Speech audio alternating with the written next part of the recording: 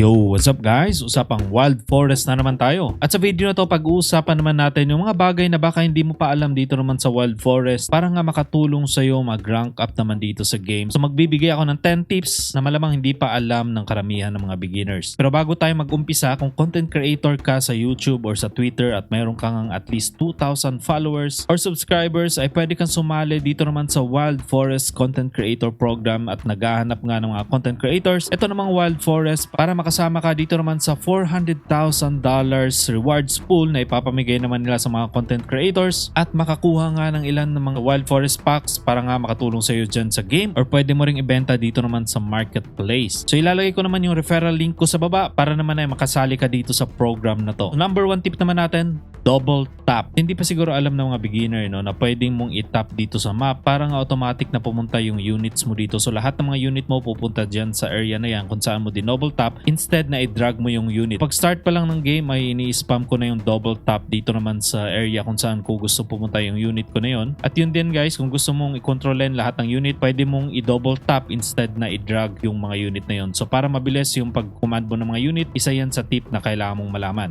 Second tip naman natin guys, para pa rin to sa mga beginners at para sa mga mid-rank na mga players, yung MBB Rush. Ibig sabihin, Mine Barracks Rush. So ginagamit ito, nakikita ko sa mga top players, yung mga number 1 players gumagamit itong tactics na to.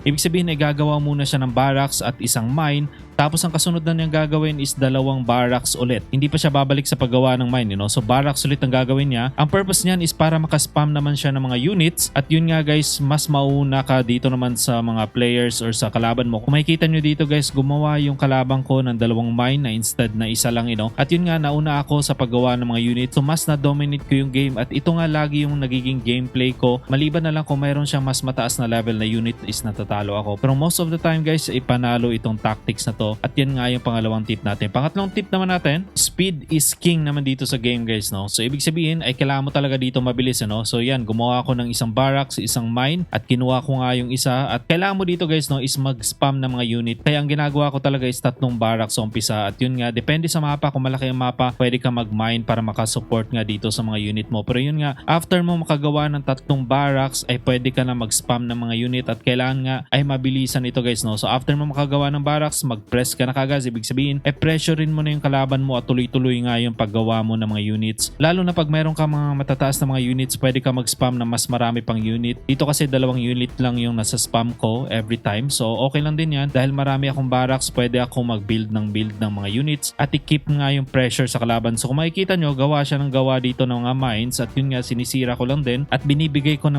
sa kanya yung pressure para nga masayang yung mga mana niya. At yun nga guys, keep on pressuring, keep on attacking yung enemy mo gamit nga itong mga tier 1 units. Tuloy-tuloy lang ang paggawa ng mga unit. Hindi ko muna iniisip yung tier 2 maliban na lang kung mayroon na akong enough mana, At yun nga guys, panalo yung game na to. Early Archer. So every game na ginagawa ko at yun nga din nakikita ko sa mga top players, after gumawa ng isang mine at isang barracks at yun nga, ang next na gagawin na unit, itong ang Archer kasi medyo OP yung damage ng Archer ngayon, Sobrang lakas na lang ang Archer ngayon.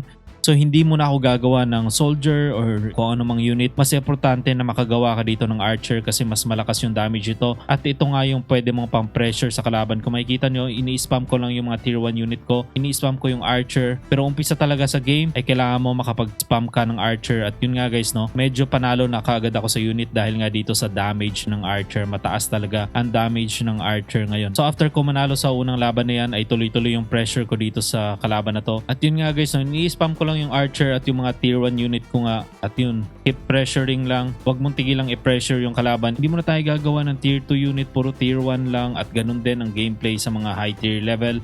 Nakikita ko rin to sa mga high ranking na mga players, So kahit gumawa na siya ng tier 2 unit, umaatras lang ako konti pero diretso pa rin yung pressure natin guys, Aatakin pa rin natin yan at yun nga, tuloy-tuloy lang at pagka nagkaroon ng mana, saka na ako gagawa ng tier 2 pero hindi ako titigil sa pag-pressure. Hindi ko siya titigilan para makahinga, So wag natin pahingayin yung mga kalaban and keep pressing nga dito sa kalaban na to. So times 2 lang natin to as fast forward lang at dito mukhang susuko na yung kalaban after nga masira itong pangatlong building niya. So tignan natin. So yan, naubusan na siya ng pag-asa, so sumuko na agad yung kalaban. Tier 1 rush. Isa sa mga mali na ginagawa ng mga beginners ay yung ngang maghintay ng mga tier 2 unit or talagang nag-i-imbak siya ng mga mana para nga sa tier 2 unit. So dito guys, ganun pa rin yung tactic ko. Una, barracks, kasunod naman isang mine, at ang kasunod na is isa pang barracks. So tatlong barracks talaga yung technique natin kanina na mine, barracks, ang para nga mabigyan ng pressure itong kalaban. So mas importante makarush ka gamit nga itong mga tier 1 unit at wag mo munang isipin yung makagawa ka ng mga tier 2 unit, lalo na kung tier 3 unit. Medyo matagal na yan guys, at hindi ka nga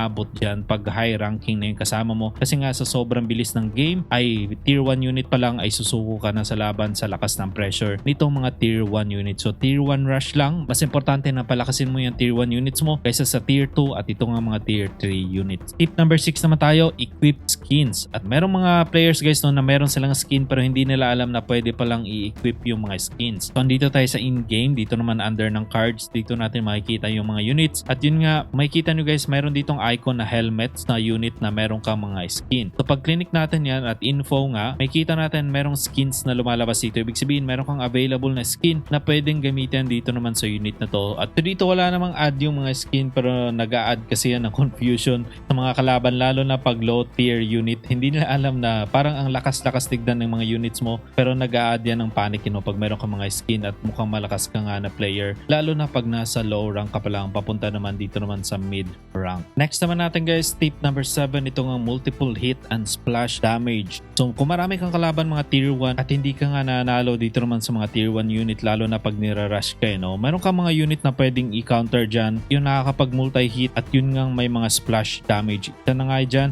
pinaka-effective ngayon pero medyo mahirap kunin itong ang bomb. Sobrang lakas itong bomb guys, lalo na sa mga tier 1 unit na mga nagra-rush sa castle. So pag nakaipon yung kalaban, pwede mo tong ilabas para nga ay ubusin yung kalaban sa isang hit lang. So kung nahihirapan ka sa kalaban mo at lagi ka nga nira-rush ng mga tier 1 unit, yun nga pwede kang gumamit ng bomb. Isa yan sa pinaka-effective ngayon para nga manalo against sa mga nagra-rush ng mga tier 1 unit. Next tip naman natin guys, only build tower for task. Ibig sabihin ay hindi ka talaga dapat gumawa ng tower dito naman sa mga games na to kasi nga hindi ganun ka-effective yung tower at mahal nga sa mana. So sayang lang sa mana So kung makikita nyo dito guys, isang barracks, isang mine ang ginawa ko tapos dalawang barracks na at tuloy-tuloy na nga yung pag-pressure ko dito naman sa baba after ko makapture itong gitna. So dapat dito ay paunahan na makapag-rush ka ng tier 1 unit. Hindi mo na ako gagawa ng tier 2 unit at kung makikita nyo walang gumagawa ng towers. Isa yan sa mistake ng mga beginners. Talagang gumagawa agad sila ng tower pang defense daw nila sa line pero yun nga sayang yung mana na nakagawa ka na sana ng mga units na pag-rush mo ay sinayang mo pa doon naman sa paggawa ng mga towers. So ako guys, ang ginagawa ko, gumagawa lang ako ng towers pag kailangan ko naman sa task. Yung mga daily task natin sa battle pass, kailangan natin gumawa ng mga towers at mga tier 2 tower nga. Yan lang yung time na yon na gumagawa ako ng mga towers. Pero kadalasan ng game ko guys, hindi talaga ako gumagawa ng tower. At yun nga, hindi pa ako nakagawa ng tier 2 ay sumusuko na yung kalaban dahil nga malakas din yung pressure ng mga tier 1 units na yan. At yun nga guys, magagawa mo yung pag-rush ng mga tier 1 pag hindi ka gumawa ng tower at sayang nga lang yan sa mana. At tip number 9 naman guys, usapang tower naman, meron tayong build and rebuild tactics na ginawan ko na nga yan ng video guys, kung paano ba natin matapos yung battle pass task natin. So yung strategy na to guys, pag dominating ka ay pwede mong hindi agad patayin yung kalaban or hindi agad tapusin yung kalaban. Pwede ka mag-build and rebuild ng mga buildings, hindi lang tower. Kung makikita nyo dito, hindi ko muna tinatapos yung kalaban. Ang ginagawa ko dito, nagbi-build ako ng mga towers, ina-upgrade ko papuntang tower 2 para matapos ko yung mga task ko sa battle pass. So hindi agad kailangan tapusin yung game. Yan, tower ulit, galing sa mine, gagawin ko ulit tower at yun nga, yung iba gagawin kong barracks kung meron akong task. Naggumawa naman ng barracks, so depende sa task mo yan.